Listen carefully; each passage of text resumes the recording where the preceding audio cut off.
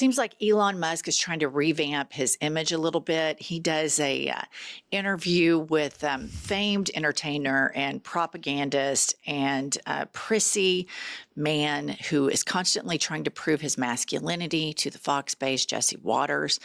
This, I thought, was a really weird exchange between the two of them that we need to analyze. A backup plan in case something bad happens here, going to Mars. That's one of the benefits of Mars, is life insurance for life collectively. So eventually, all life on Earth will be destroyed by the sun. The sun is gradually expanding, and so we do at some point need to be a multi-planet civilization because Earth will be incinerated. I'm hearing this for the first time. No one's ever told me the sun is going to burn Earth. This is not a disputed fact. I'm not disagreeing with it. Okay. Yeah. I'm just saying This is why they want to dismantle the Department of Education, because we could ask the 3rd and 4th graders about the sun and that eventually it will die, that it's a star that has a lifespan and that will die. Jesse Waters, patriot extraordinaire, is hearing this for the first time. Are you kidding me? Well, here's the deal. They sit around on Fox News and deny climate change. And then they platform Elon Musk to tell us something everybody knows. And they act like it's an aha moment. It is just eaten up with the dumb shits across the board. I had Kylie cut the clip off a little earlier, but he goes on to say, Elon Musk goes on to say the Earth is billions and billions of years old in the universe. And he talks about these major time frames, which as I watched, I thought that's going to be interesting for the evangelical Fox base that thinks the Earth is 5,000 to 6,000 years old and that human beings cohabitated with dinosaurs. Okay, so next up we have Lara Trump. And she is so impressed with Elon, you guys. I mean, she is so impressed with him. Asking, getting a lot done in many different arenas. I also still have my little office, my cute little office in the West Wing, by the way. It's like comically small. People have taken photos of it and stuff, but I wanted it to be tiny. And even this office I use, but it's also used for meetings and stuff. So I try not to, use up a lot of space. In fact, I usually don't even have at my companies. I don't even have an office. I just walk around, talk to people, and have meetings. That's how you know what's going on. Yes. That's how you know what's going on. Now, very famously, there was a story about you when you first came to D.C. that you slept on a couch in your office. This is where the richest man in the world slept. Yeah. Wow. That's amazing. Why did you do that? Well, I didn't really have a good place to stay. That's amazing. Let me tell you why he did that, Lara. I'll tell you exactly why he did that. It doesn't matter if you're the richest man in the world or the poorest person on the planet. People that abuse drugs do weird shit. They sleep on sofas. They tweet at all hours of the night. And your bank account status has zero to do with it. You can go to any Alcoholics Anonymous or Narcotics Anonymous meeting. And the experience for the addict is the same for the poorest and the richest. And so this is not some profile and courage that Elon Musk slept on a sofa. These are the ramifications from doing ketamine all night long and then sitting there on your phone sending out rage tweets and homophobic, transphobic, racist conspiracy theories at all hours of the night. And the fact that they are so impressed by him is really a larger symptom of the American public that lets white men do whatever they want with impunity as long as they have a shit ton of money in their accounts. It is assumed they're smart. It is assumed they're good, even though the evidence always points to the contrary.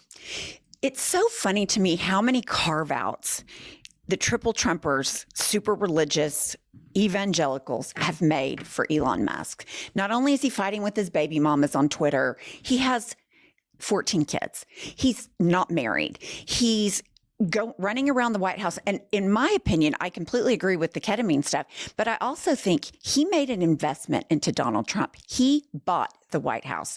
Therefore, he sits around and sleeps on couches to ensure that he gets what he paid for, which is the contracts he's getting, the government subsidies, and slashing investigations into himself. Yeah, I think the last one is the most important because he said, probably while he was high during the campaign trail, that if Kamala wins, I'll probably go to prison. Right. Which, I mean, that's not, that's a really weird thing for a perfectly innocent, decent businessman, father of 14, American patriot to say.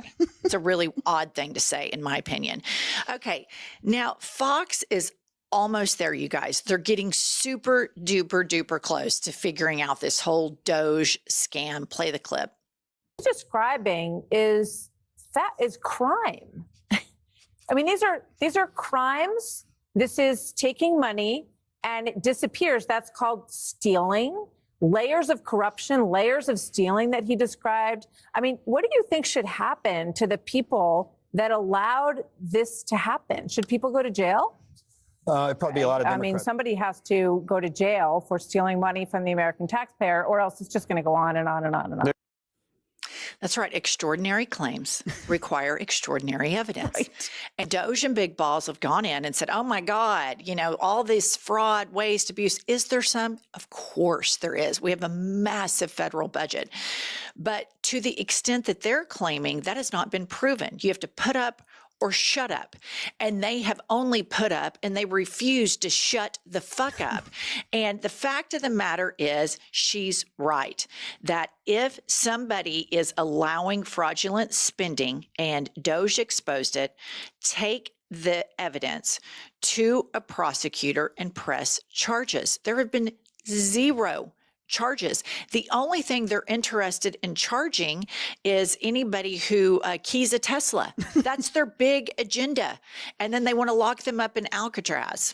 I'm with you. Show me the evidence, Elon Musk. You've said it. And of course, did you notice immediately? Oh, well, it's Democrats. They're sitting there on the 5 saying it's Democrats. But I dare say we're not going to have a lot of prosecutions because these are lies. Total lies. And listener, the reason that Pumps and I are able to prepare for these episodes every day is because we get on this app called Ground News, and you can see what the right wing is saying, what they're reporting, and the silo that they're living in. You can see what the center is hearing. You can see what the left is hearing. So every evening and every morning as we prepare for these IHIP episodes, I'm telling you, Ground News is the best app in the business. What I also like about Ground News is it tells you the level of facts in your article. So you know if you're reading propaganda versus what is highly factual. And that is such a gift during these very difficult times. And we all have agency. And the best thing we can do is vet our news to make sure we are reading facts. So listener, join us by going to groundnews.com/IHIP to get 40% off the Ground News Vantage plan that Pumps and I use every single day. By subscribing, you're not only getting a tool we all need today, you're also supporting our work here at IHIP News. That's ground, GROUND news.com/IHIP. And we have pinned the link below in the show notes. And we can't thank the ladies at Ground News enough for sponsoring our show so that we can report on all this shit every single day. Next up, air traffic control is broken. And this is a very alarming headline. Put this up. MSNBC's Tom Costello claimed Friday that an air traffic controller who works at Newark Airport said it is not safe. It is not a safe situation right now for the flying public. Don't fly into Newark. Avoid Newark at all costs. And so I'm just piecing together breadcrumbs here. But one of the very first things Musk did when he came in is try to dismantle and slash the FAA. The reason he did this is because he likes to blast rockets into space. They explode. We have debris flying all over, and then commercial airlines have to go around or get grounded. Well, he doesn't want any interference with his penis rocking experiments. So he goes in and he starts dismantling and saying FAA is broken and all of these things. Maybe it needs an upgrade. Maybe it doesn't. This is not the way to do it. Put up this next headline. I want to remind everybody in February, Reuters reported Elon Musk says SpaceX team will review FAA air traffic control systems. You guys, He's breaking the FAA so he can own the FAA, so that Starlink can own the FAA. This is what Trump and Musk are doing. They're breaking everything so they can own it. Their attempts to intimidate and break the private sector of law firms is so that they can own the rule of law. Their attempt to break the FAA is so that Elon Musk's Starlink can own the FAA and he can enrich himself and reward himself billions of dollars in government contracts. But this is short-sighted. The rule of law protects capitalism. These short-sighted billionaires, Fortune 500 CEOs that are not alarmed by this, that are not joining alliances right now and holding press conferences and saying, if you come after us, you come after all of us, much like the Pac-10 universities are doing. Everyone should be alarmed, because if he's going after universities, now he's going after the movie industry, they're going after these law firms. They're going after both public and private sector to intimidate everybody so that they can own it. They're breaking everything so that they can own it. And I think the Jeff Bezos of the world, the Elon Musks of the world, the Fortune 500 CEOs of the world, you're not safe either. You think you are right now, but you're dealing with a man who wants everybody to worship him. Right. And no matter how well you do it, it's never going to fix him. He's that broken. Well, and also you have to think about the government is supposed to protect people, and people would go bananas on Fox News if there were flight delays because of weather when Pete Buttigieg was the secretary. And now you have these kinds of mishaps in air traffic control, and it's, oh, well, Elon's going to get to it. Elon has taken Twitter value half down. Tesla market half down. This is not a man that should be in control of anything. And the safety of the public is not a concern for this administration. And that's the terrifying part. Yeah. And that's that they have this whole thing. This Republicans are like, government needs to be run like a business. Well, no, it doesn't. Business is ruthless. Business fires people. Business lays people off without insurance. Business only cares about the bottom line. Government is supposed to be bigger and better and not care about profit. So we're entering in, comical / terrifying / very dangerous times. But I see the citizen speaking out. I'm very disappointed that I haven't seen more business leaders speak out, because they're next. Mm-hmm. It's coming. He's starting with the movies because that's an easy sell to his crowd that, the Hollywood elites, they're so woke. All this stuff, woke mind virus in Hollywood. But he's coming for every single one of them. I mean, these people are so stupid. They want to bring back coal. You know what I mean? Just like, how is this happening? This is like everybody in the world is moving on, and people in the United States are like, build a wall around us and we demand typewriters, and everybody else is on, iPhones. It's just insanity. All right. We're trying to get to 1 million subs. So subscribe to our channel, comment. Please help everybody on pro-democracy sites build a strong democracy-based echo chamber. Real truth, critical thinking platforms. Support all of us, because that's one of the biggest ways that we can fight against this authoritarian regime. We'll see you all later.